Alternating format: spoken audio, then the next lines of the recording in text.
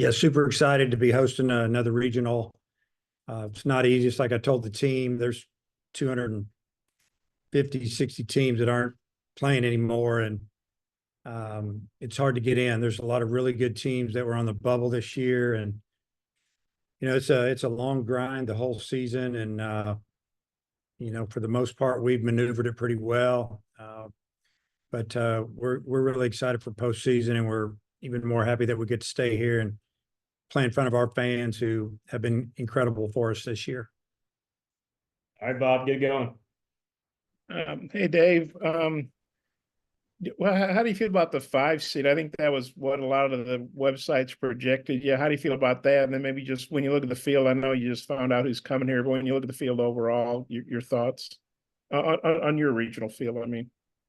Yeah, as far as what the website's saying, all that on seeds, it doesn't matter to me. Just it's great being a top 8. Doesn't matter 1 or 8 to me, anywhere in between. So excited about that. And our regional is a true regional with Louisiana Tech, about 4 or 5 hours away, and SEMO at probably 5 hours away, something like that. And I just feel like that in K-State, same thing, probably 5.5, maybe. Should be really good crowds. I would think the other teams would be able to bring a lot of fans. You just think that anyway. But I don't know. You never know what's going to happen this time of year. Who's hot, who's not, who's hurt, who's not, who's sick, who's not. Been on both sides of it. So just excited to be back playing here. And then two of these teams coming here are led by your former assistants. What do you think about that, first of all? And then if you look at the whole field, the top 8 seeds are 2 more of your assistants, and then you got Nebraska, and I may be missing some, but just what are your thoughts about having 2 of your former guys here, and then how well all your guys are doing around the country? Yeah, Lane and Andy, both really good people. Not only outstanding coaches, but good human beings, good dads. It's been fun watching those guys' careers grow. Played against them a few times. Just happy that they're having success. Not excited about having to play them, but just happy for them and their families and their baseball programs. And then Tony being top seed, Wes 8th seed, Wills, Nebraska won the I started to say the Big 12, the Big 10 tournament. Just what do you think about you have a big cast of guys in the tournament? Well, I mean, obviously, I've been very blessed to have such great coaches, and they've gone off and done their thing and had a lot of success, and doesn't surprise me a bit. So happy for all those guys. That's what you want when you coach with guys. And, if you're the head coach and they're your assistants, you want them to do well when they leave and have a great career. And, just makes things a little bit better down the road. Thanks. I might have a few more, but I'll turn it back to Oliver. Thank you. Hodge. Yeah, Dave, I know you probably haven't dove into the scouting reports too deeply, but Louisiana Tech, has Ethan Bates, one of your former players, and been a two-way guy for them. Just has it surprised you at all, kind of the success he's had down there at Louisiana Tech, and what's it like having a former player like that come back? Yeah, Ethan, what a great kid. I mean, he's not a kid anymore. He's a full-grown man, and came in here and, struggled a little bit, but we could see it in him. He really wanted to play, and he ended up going to Navarro Junior College after his 3rd semester here, and did well there. And started pitching him a little bit. We had talked to him about pitching. That wasn't his first love, honestly, and that's the way it is with a lot of kids. I mean, we tried to get Blake Parker to pitch too, and he didn't want to. He ended up being a big league all-star as a pitcher. So, it's just, we knew Ethan had a great arm and had power from the left side as a hitter, and when he got to Tech, it's all come out. As an older player and confident, he's been lights out. Maybe is definitely one of the best two-way players in the country. And I know it's still a few days out, but have you given any thought to what your pitching rotation might look like, and what's that process going to look like when you go about trying to figure out who to start, what games, and who to bring out of the bullpen and who to start? Yeah, see who's feeling really good, actually. And obviously look at the team we play and their lineup and how they do against rights or lefts. You know, if you have that option, you know, if we had a set rotation, because it's been a little bit jumbled the last few weeks, it might make it a little easier. So we'll just look at all those things. And, you know, right now we're just kind of diving into scouting reports and try to watch some video and just make a good decision, you know, and our goal is, you know, we got to win at least 3 in this thing to win it. So it's going to take all of them. And Dudley. Obviously, great record at home this season. You know, for several years, really. What when you're playing in a regional at home, what are the advantages and maybe what are some of the disadvantages of playing at home, if there are any? Yeah, no, there's definitely both. The advantages is that you know, get to stay in your own bed, sleep in your own bed and your own surroundings that you're used to, and playing in front of your own fans that can help you out when they get loud and, you know, maybe help you flip an inning here or there. You know, just knowing your surface and the sun and the wind and all of those things. Sometimes the disadvantage about playing at home is there's a lot of distractions, people wanting tickets, you getting texts, calls, you know, media. I mean, there's a lot of things that can distract you when you're at home. And also, when you're trying to decide whether to play that afternoon game, the first one, or the night game, what kind of goes into that type of decision? Well, you know, really experience with both, having to deal with the weather. If you're, you know, the second game and the first game gets played, the second game gets delayed or rained out, then having to play super early in the morning and, you know, for sure going to play 2 the next day, somehow, some way, if possible. You know, just talking to other coaches in the past about the way they do it. You know, it used to be they would tell me, yeah, they made us play at night and until there was an issue with the weather, and then they figured out it might be better to play early. Yeah, it cuts into our crowd or it makes it harder for the fans to get here for a 1 o'clock game or 2, whatever you're scheduled that day, because that's usually what they are.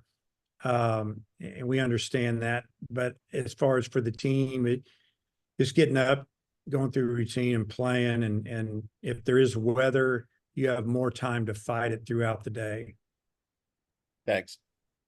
Tom.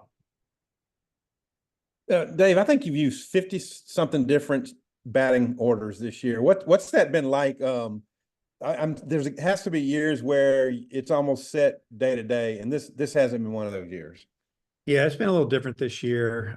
You know, you know, there's some of it has to do with injuries or guys not having the year that they thought they would because of injuries, and we're still playing them. And, you know, they're trying to fight through it. And really, it's all about getting to this point. It's finding a way to get to a regional, and, you know, hopefully we're fairly healthy now, maybe as healthy as we've been all year, honestly, at least on the offensive end. And,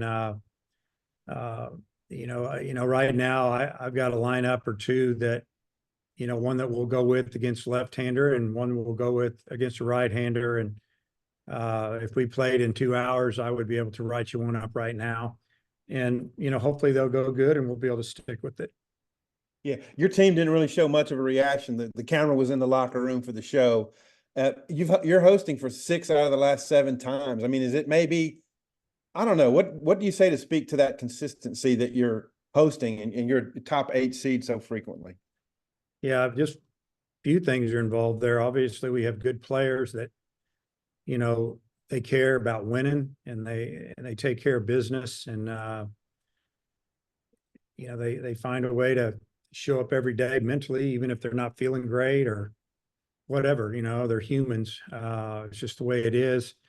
I think the coaches do a great job of preparing their guys mentally to play.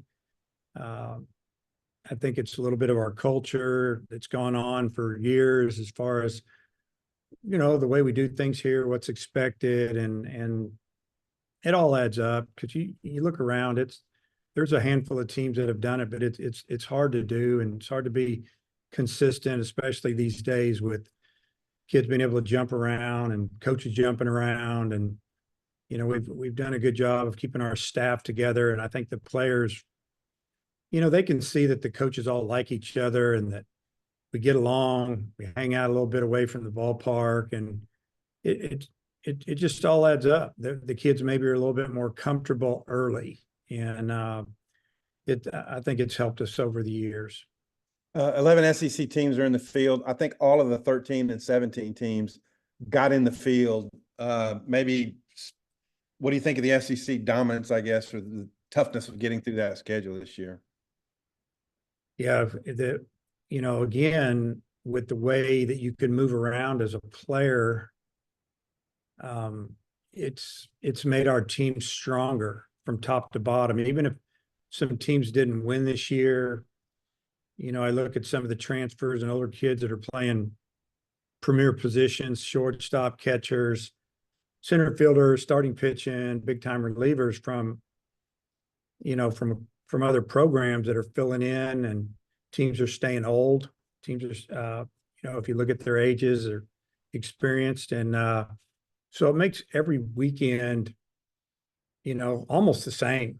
Somebody might have a superstar starter or whatever, but as far as top to bottom lineup and roster, the teams are just very talented and they're older. So if you get through this league, you're definitely battle tested. You go out and you play in a regional, you got a really good shot to get to the final day, so to speak, the championship game, whether you got to win a couple or one. Just because you've played such good competition, you're not going to be kind of shocked or anything by how good somebody is. I don't feel like, because you've probably already seen it. And that's just the way the SEC is now. We kind of kid around, it's big boy baseball. And if you're a freshman, you need to come in and you need to be strong, and you need to be able to handle the mental part of it, of the, ups and downs. Cause some days you're feeling pretty good, and some days you're walking away thinking, am I any good? And because you're facing guys that are older. And if you can play as a freshman in this league, you're going to be pretty darn good when you're a second, third year player. Yeah, listen. Yeah, Coach, the last time you guys went 0-2 in Hoover, it went pretty well for you in the NCAA tournament. Are there any similarities between how these last few days have felt and maybe how you felt in 2022, or just what you've seen from the team or the players or coaches? Yeah, I honestly, I don't remember 2022 as far as how we did over there, but I've been reminded that we went 0-2, and I couldn't tell you the scores or who pitched, because pretty much when I left there, I was moving on to the regional and get back and get our team ready to go, because we felt like we had a talented team that, let it go in 21. In 21, Slavens almost broke his ankle there and was never the same. We had a couple other little injuries that never really got out, that kind of happened on that road trip, because, we finish on the road and then we just go there and we're gone for 8-9 days. And, when you play all the way to the championship, like in 21, I mean, we were on the road for like 10, 11 days and, squeaked through our regional and lost super regional North Carolina State, who was really good. But, just the tournament, it doesn't make you worse. Let's just say that, you lose 2 games, you get beat by a run, get beat by a couple of runs, had a chance to win, had one big hit away here or there. We didn't play terrible. We didn't play great. We just played good teams, and it was a neutral site. So it was frustrating losing, because we lost 4 out of 5 games on the road trip, and we're not used to losing, and it doesn't sit well with us, obviously, but the players didn't like losing either. It's not like, they're like, oh, well, we lost, whatever. They're like the coaches, they take it personal, and we're looking forward to getting back. And I don't think the way we played there is going to make us play worse in the regional. I think if anything, we should play a little better, a little more motivated, a little more rested going into this thing. And if we play good, great. Hopefully we'll win. If we don't, it's probably because the other teams are really good. Theo. Hi, Theo with MLB.com. I'm writing about Hagen Smith. What's he been like to recruit and coach for the past 3 years? And what's it like knowing you can hand him the ball this weekend for your regional? Well, it's been amazing having him here. From the first time I saw him throw a bullpen in late August before school started, or right about time school started, I was kind of like, wow, how's this kid here? Why didn't somebody sign him? And thank goodness they didn't. And I was looking at a 17-year-old at the time because he hadn't even turned 18 yet. He'd already had Tommy John surgery, missed a year of high school ball. So the chance of him hurting that arm again is a lot less. And, you know, you could kind of picture building a pitching staff around him a little bit. It's been amazing having him here. It's been just because of the person he is, honestly. He's very talented. That anybody can see that.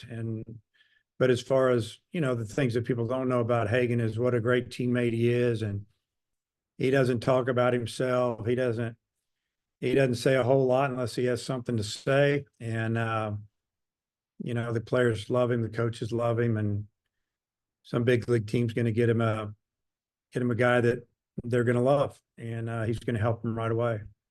You described Hagan as one of the hardest workers you've been around. What is it about him that makes you see him that way? Well, just the fact that we never have to tell him anything. I mean, he knows his routine and he does it. I saw him come back after this summer. He pitched a little bit with Team USA out of the bullpen after pitching a lot of innings as a sophomore. So we just wanted to keep him down. All the, you know, the Cape Cod teams wanted him to come pitch, and he just wanted to come back here and work. He wanted to get back to our facilities. He didn't go home, came right back here. And, you know, this is a guy that doesn't lay in the bed till 12 and then come in at 1 o'clock. I mean, he's getting there when we are, you know, 8 o'clock in the morning, 7:30, and it's summer, and he gets his work in. And, you know, we just kept saying, you know, maybe not necessarily him, but to each other, that he goes about his business like a big leaguer. You know, this isn't some kid, you know, this is a very mature thinking person with a lot of talent. And, you know, he was on a mission this year, and he's on a mission to have a great career. So that's why I see him as a super hard worker, and it hadn't stopped. Daniel. Coach, they broke the home run record in Hoover this year, and there's been an uptick in kind of just power across the conference. What do you think that's a product of? Well, as far as Hoover, the wind blew out every day, either right field, dead left, light winds, some pretty good winds. And then, you know, you got some guys throwing high velocity, but you got some really powerful older hitters. The ball's jumping. You know, other than that, I don't really know what to tell you. I think that it's probably because you look up and down all the leagues, the teams are older. I mean, I look at Southeast Missouri State. I just went through their stuff, and they got a lot of seniors, a lot of juniors. And so those kids are older, more mature, they're stronger. I mean, they got right at 100 home runs and over 100 doubles. They got 4 guys with, you know, 12, 13, 16 home runs in there. It's pretty impressive.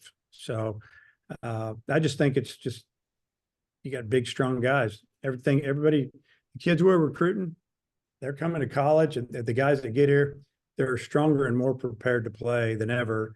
And then you get them in the program, and all of a sudden, bang, it's the sophomore, junior year, and they are, you know, they look like they're AA players. And then you go from the entire year kind of, you know, playing SEC series and playing teams within your league for the past couple months, and then you have to, you know, scout 3 teams kind of at once. How did the players and coaches kind of adjust to that? Well, it's just what we do. You know, we've kept up with some of these teams and their success. Now, we haven't sat and dissected their rosters and the way they pitch you. And there's a lot of things we can look at technology wise. We can try to get some info from other teams, and that's what we'll do. But as far as, you know, the 2 teams that we don't play the first day, you know, we should have an opportunity to watch them play some. That will help. And we'll do the best we can. Thanks, Coach. Come back around, Bob and then Hutch. Yeah, Dave, you know, you mentioned a record 11 SEC teams in the field, but the 2 teams coming in next year, OU and Texas, are in the field too. So that's 13 teams that'll be in the SEC next year in the NCAA tournament. What are your thoughts on that? Yeah, well, you know, and next year's next year, but I'll just give you a quick observation. I think that you're probably going to see at least 12 teams from the SEC getting into the NCAA tournament, maybe 13. But you know, you had two regional type teams to our league, two teams that have, you know, in their history have won a national championship. It just brings more teams that are probably going to belong in the field. And then, you know, last weekend, I know you obviously don't like going on to it Hoover, but it didn't really impact your season or anything. But did you do anything last weekend to relax or recharge? Or I'm curious what you did and you think was good for the players? I mean, the weekend we just had. Yeah, just this, yeah, like yesterday and Saturday. Yeah. Well, hopefully the players did. You know, we gave them 2 full days off, Friday, Saturday.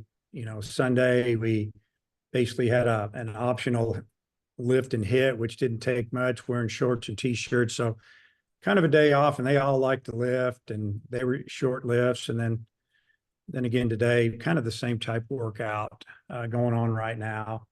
Still resting up a little bit, trying to get some energy, get some strength, and obviously, you know, get everything mind right. Just be ready to play. As far as the coaches, you know, we were up here a little bit off and on, you know, 3 or 4 hours a day, you know, relaxing. I mean, you know, all the coaches have kids. Bobby's got a brand new baby and a young daughter, and Coach Thompson has 3 daughters. So they, you know, I told them to hang out with them and do whatever. And, you know, Coach Hobbs, same way, 2 girls and a boy. They play sports, you know, running back and forth, watching them. And, you know, myself, I went up to the hospital, and babies are still in the NICU. My daughter's triplets. So hung out up there with my wife, got to hold the babies a little bit, and obviously get caught up on a few other things, and you know, mentally get recharged a little bit, because that, you know, the season, it's tough on you. You know, a lot of people don't realize the grind that the kids go through at this level, the coaches go through. You know, we don't play once a week. We don't play 2 or 3 times a week.